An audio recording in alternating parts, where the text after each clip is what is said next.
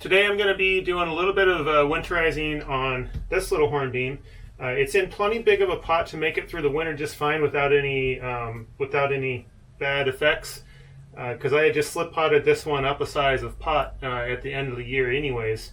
But since this one is in my permanent collection and I'm working on transitioning those all to hopefully local potters, at least within the US if possible, and ones that I can turn around and show all the sides for my personal collection.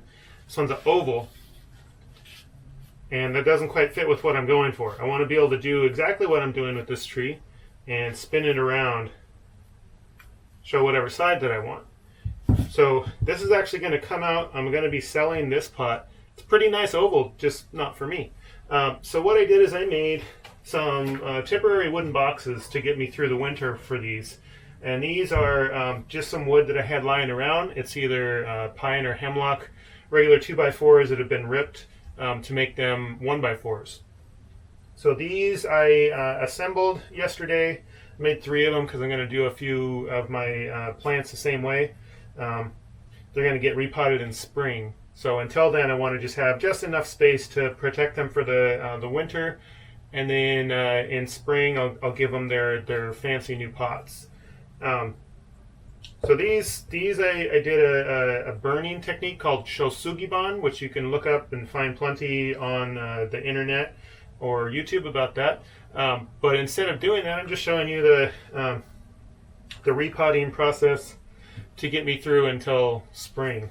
So these are simple wooden boxes I put together by sawing pieces and then just nailing them together. So they're not really made to last a super long time. It's not cedar or anything rot resistant, but the charring technique does make this wood last a little bit longer. So all I'm going to do is I basically made a box a similar size to this oval here, close enough at least. And all I'm going to do is you notice the whole thing fits in here. All I'm going to do is I'm going to take out this, roots and all, not disturbing the roots if at all possible. Plunk it in there, fill it with dirt.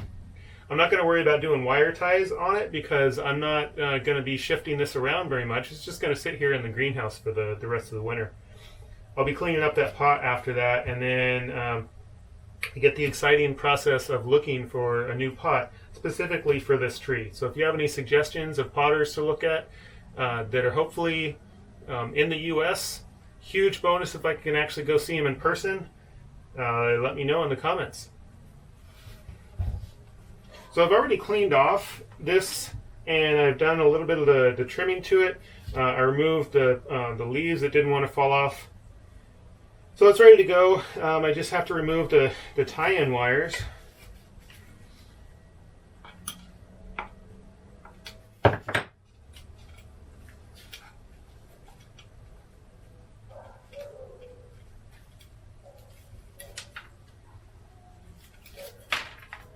Done.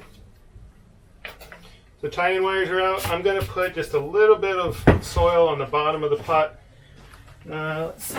I'll just use my regular mix. The gaps in the bottom will give plenty of drainage. And let's see how much this stuff falls through. Falls through a lot. So I am going to put a small drainage layer on it.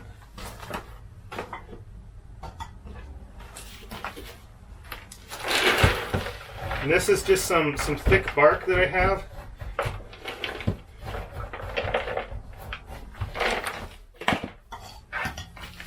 I mean, it's not ideal for this purpose because it's bark and it'll just rot eventually. But remember, this is just a temporary holding pattern for this plant until spring. So I'm more interested in having the water percolate through there.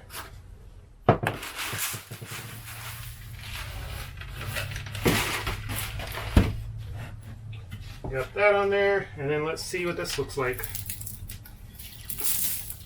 Well, some of the soil fell off, but I'm okay with that.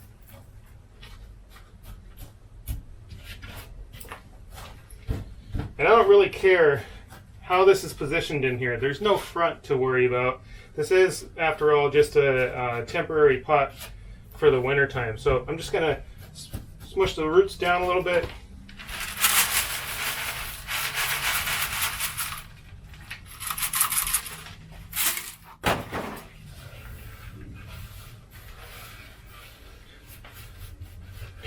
and then fill in all the gaps. This is basically, at this point, an insulating material. And I'm just using what I had handy at the time.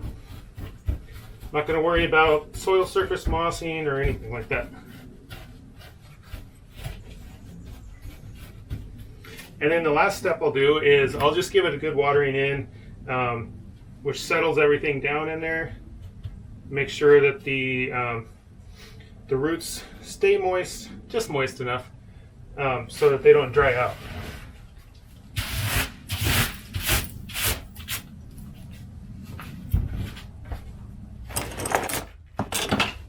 So that's it for today. At least that's it for this plant for right now. Again, springtime's going to be an exciting time. I get to put this into a different pot that I think really suits my style quite a bit better. I do enjoy just being able to turn the plant however I want it. I don't feel we should force a choice on a plant that we really like. Force a choice of hiding a side. Calling one side a front and then never looking at the other sides, it really does seem like you're missing out on a lot of the best parts of the plant. And when you work for a long time on a plant like I have on this, somewhere between 15 and 20 years, you know, it may not look like much, but I enjoy it. This little tree was grown from a cutting. I got it from California originally on a trip that my lady and I went down there for. I don't think we were even married at the time. So this has some sentimental value to me, and to me it deserves enough special treatment to keep it healthy. When we got it, it was this thick, about the size of a chopstick. Now it's a little bit bigger. And you can see that the chopstick compared to the trunk, it's grown quite a bit. The chopstick compared to the trunk, as you can see, is different now. Now this has been grown in small pots for 15 to 20 years. It's never been in the ground. It's never been in an extremely large pot. This is actually the largest pot that I've ever had it in, and this is not even to let it grow. So it is possible for plants to thicken over time, as this one's shown. It's just slower. It's a slower process. But this one I wanted to keep somewhat small anyways, so this suits what I want to do with it. Thanks for watching today. It's been a fun project. I've got lots more in the pipeline. You may have seen a little teaser back there with some funky looking, really dark colored, almost burnt colored slabs of some sort of material. That'll be something fun to show you in the near future. We'll see what the weather does. Thank you for watching.